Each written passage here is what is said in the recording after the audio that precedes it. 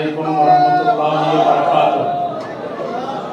আলহামদুলিল্লাহি রাব্বিল আলামিন, ওয়াসসালাতু ওয়াসসালামু আলা রাসূলিল কারীম ওয়া আলা আলিহি ওয়া সাহবিহি আজমাইন। শ্রমিক কল্যাণ ফেডারেশন সিলেট জেলার দ্বিবার্ষিক সম্মেলন উপলক্ষে আজকের এই আয়োজনের সম্মানিত নবনির্বাচিত সভাপতি, মঞ্চ উপবিষ্ট অন্যান্য সম্মানিত অতিথিবৃন্দ, নবনির্বাচিত কমিটির বিভিন্ন নেতৃবৃন্দ এবং প্রাণপ্রিয় বাংলাদেশের 60% মানুষের প্রতিনিধিত্বকারী শ্রমিক আন্দোলনের সম্মানিত নেতৃবৃন্দ। বাংলাদেশের ভোটারদের 60% কিন্তু শ্রমিক। আর যদি ব্যাপকভাবে চিন্তা করা হয় তাহলে 100% মানুষই শ্রমিক। আমরাও শ্রমিক, কাজ না করে আমরা কেউ খাই? আমরা সবাই শ্রমিক। কিন্তু যদি ক্যাটাগরি হিসাব করা হয় তাতেও বাংলাদেশের ভোটারদের 60% হলো শ্রমিক। এটা বিশাল সেক্টর। এই সেক্টরকে সুসংগঠিত করা এবং এই সেক্টরের মানুষগুলোকে, যারা বাংলাদেশের রাষ্ট্রের উন্নতির নিয়ামক শক্তি, যাদের হাড় ভাঙা পরিশ্রম দিয়ে, চেষ্টা দিয়ে, এক কথায় একটা সমাজ এবং রাষ্ট্র বিনির্মাণের মূল চালিকা শক্তি হচ্ছে শ্রমিকরা। সেই শ্রমিকদেরকে অবহেলা করে, তাদেরকে বঞ্চিত রেখে, তাদেরকে বৈষম্যের শিকার রেখে মালিকরা কিংবা যেই তার নিজের উন্নতির স্বপ্ন দেখুক না কেন, সেই স্বপ্ন অদরাই থেকে যাবে। পৃথিবীর যেসব দেশ উন্নতি লাভ করেছে, একেবারে নিকট একটা দেশ হলো চায়না এবং জাপান।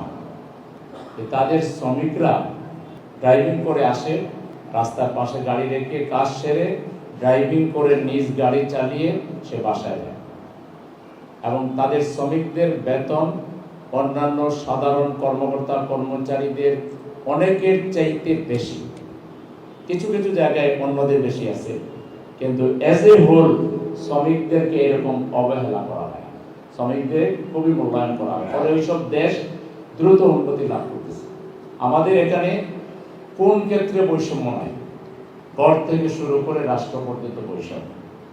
এই বৈষম্য যদি দূর করতে হয় তাহলে বাংলাদেশকে, আমাদের যে সংখ্যাগরিষ্ঠ মানুষের বোধ, বিশ্বাস, ইমান, আকীদা, চিন্তা, চেতনা, এটার আলোকে বাংলাদেশকে একটা শক্তিশালী রাজনৈতিক দলের আন্ডারে আমাদেরকে নিয়ে আসতে হবে। আমরা অনেক স্লোগান শুনেছি, অনেক দফা রফা দেখেছি, অনেক কথা শুনেছি, ভোট আসলে অনেক ইশতেহার আমরা শুনেছি, কিন্তু এইসব ট্র্যাডিশনাল প্রথাগত যে রাজনৈতিক দল আছে, এরা বাংলাদেশের মানুষের মুক্তি, শ্রমিক সমাজের মুক্তি, মানুষের সমাজে ইনসাফ কায়েম, এটা পারে নাই আর পারার কোনো সম্ভাবনা নোয়ালে চলন না। সুতরাং পরিবর্তন করতে হবে। সামনে ভোট আছে, এই ভোটের সময় শ্রমিক সমাজকে সজাগ করতে হবে, সচেতন করতে হবে, ব্যাপক গণসংযোগ করতে হবে। যদি জায়গায় জায়গায় আল্লাহওয়ালা নেতৃত্ব, তাকওয়াবান নেতৃত্বকে যদি পার্লামেন্টে পাঠানো যায়, তাহলে একজন নেতাই একটা এলাকার যত বৈষম্য আছে, বঞ্চনা আছে, শ্রমিককে চোখে চোখ রেখে কথা বলবে, শ্রমিককে অপমান করবে, লাঞ্ছিত করবে, তার পাওনা মজুরি দিবে না, এবং শ্রমিকেরা তারা একটা বিপন্ন বিপর্যস্ত জীবনযাপন করবে। এটা হবে না যদি একজন আল্লাহওয়ালা ইনসাফকারী একদল নেতৃত্ব যদি আমরা পার্লামেন্টে পাঠাতে পারি। আগামী দিনের বাংলাদেশের শ্রমিকরা মর্যাদার আসনে প্রতিষ্ঠিত হবে ইনশাআল্লাহ। সেজন্য আপনারা যারা দায়িত্বশীল এখানে এসেছেন, আপনাদের এখন থেকে 1 নাম্বার এজেন্ডা বানাইতে হবে। সব শ্রেণী, যতটা ক্ষেত্র আছে, ফিল্ড আছে, সব ফিল্ডের শ্রমিকদের সাথে গণসংযোগ করা। প্রথমে তাদেরকে এই ধারণা দেওয়া যে তারা শ্রমিক মানে এটা না যে তারা মানুষ না, তারা সৃষ্টির সেরা জীব, মানুষ। মালিকও যেমন মানুষ, শ্রমিকও তেমনি মানুষ। মালিকের যেমন মৃত্যু আছে, শ্রমিকেরও মৃত্যু আছে। অনেক ক্ষেত্রে শ্রমিকের আগে মালিকও মারা যেতে পারে কিনা? তাকে আত্মবিশ্বাস জাগ্রত করা যে তুমি আমি মানুষ, এবং আমাদের মর্যাদা দুনিয়ার মানুষ না দিলেও আল্লাহ আখিরাতে আমাদেরকে দিবেন। হালাল ভাবে নিয়মিত নামাজ এবং আল্লাহর বিধান মেনে চলে কেউ যদি অল্প আয় নিয়ে সুন্দরভাবে জীবনযাপন করে, হাদিসে আছে ওই ধনী ব্যক্তির চাইতে 500 বছর আগে জান্নাতে চলে যাবে ওই শ্রমিক গরিব মানুষরা। শ্রমিকদেরকে আত্মপ্রত্যয়ী বানাতে হবে, তাদেরকে সংগঠিত করতে হবে এবং শ্রমিকদেরকে আল্লাহর কথা, রাসূলের কথা, দ্বীনের কথা, আখিরাতের কথা, ইসলামের কথা আমাদের বোঝাইতে হবে। শ্রমিক সমাজই, গরিব মানুষই সবার আগে ইসলাম গ্রহণ করেছে, ইতিহাসে তার বহু নজির আছে। সুতরাং এই যে আমাদের বিশাল ক্ষেত্রটা, এটাকে যদি ঐক্যবদ্ধ করতে হয়, তাহলে আপনারা এখানে যে লিডারশিপ এখানে আছেন, আপনারা কিন্তু ওই অর্থে সবাই শ্রমিক ও না, শ্রমিক ফিল্ডের কাজ করেন।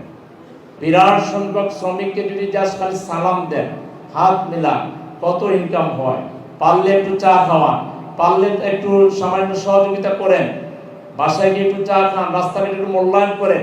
কারণ এই শ্রমিকদের সবচেয়ে বড় সমস্যা হলো তাদেরকে মূল্যায়ন করা হয় না, অবহেলা করা হয়।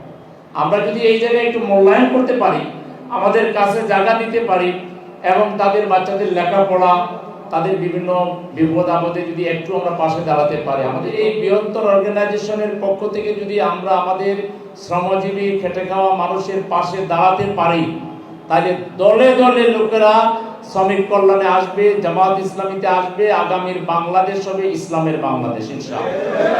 সেজন্য আপনাদেরকে ত্যাগী হইতে হবে, পরিশ্রমী হইতে হবে। প্রতিদিন 20-25 জন 50 জন শ্রমিকের সাথে আমাদের সালাম দিবেন। এই কাজটি করতে আপনারা রাজি আছেন? এর জন্য যে ত্যাগ স্বীকার করা দরকার করতে রাজি আছেন? পরিশ্রম করতে রাজি আছেন? তাহলে আলটিমেটলি এটা শুধু জামাতের ওই দায়িত্বশীলকে পরিচিত করালেন না, আলটিমেটলি শ্রমিক আন্দোলনকে বেগবান করলেন, আলটিমেটলি শ্রমিকের অধিকারের পক্ষে একটা বড় ভূমিকা আপনি পালন করলেন। আমি আশা করি আপনারা সেই দায়িত্ব পালন করতে, অর্থাৎ ব্যাপক দাওয়াতি কাজ, ব্যাপক গণসংযোগের মাধ্যমে শ্রমিক সমাজকে ন্যায়ের পক্ষে, সত্যের পক্ষে, ইনসাফের পক্ষে, ভালো নেতৃত্বের পক্ষে সংঘবদ্ধ করা, এটা নফল কাজ না, সুন্নত কাজ না, ওয়াজিব কাজ না, ফরজ কাজ। সৎ নেতৃত্ব প্রতিষ্ঠা করা, এটাকে আমলের দিক থেকে ওয়াজিব, সুন্নত, নফল, ফরজ কোনটা? এই ফরজ দায়িত্ব মনে করি কিন্তু এখন থেকে ফিল্ডে আমরা নেমে পড়বেন, সেই আশাবাদ ব্যক্ত করে খোদা হাফেজ। আসসালামু আলাইকুম ওয়া রাহমাতুল্লাহ।